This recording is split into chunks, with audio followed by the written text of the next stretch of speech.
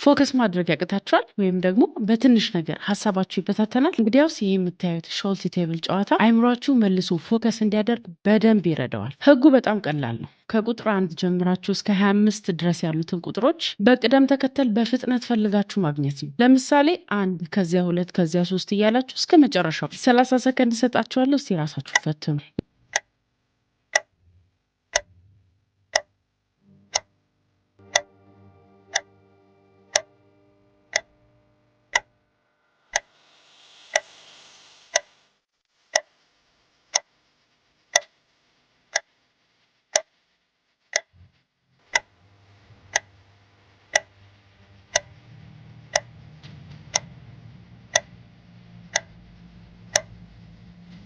የያዝኩላችሁ ሰከንድ አልቋል። በ30 ሰከንድ ውስጥ ስንተኛው ቁጥር ላይ ደረሳችሁ? እውነቱን ኮሜንት ላይ ጻፉልኝ። ይህንን ሰንጠረዥ በየቀኑ ለ5 ደቂቃ ብቻ መለማመድ አይምሯችሁን በአንድ ነገር ላይ ብቻ ፎከስ የማድረግ ብቃቱን ይጨምርላችኋል።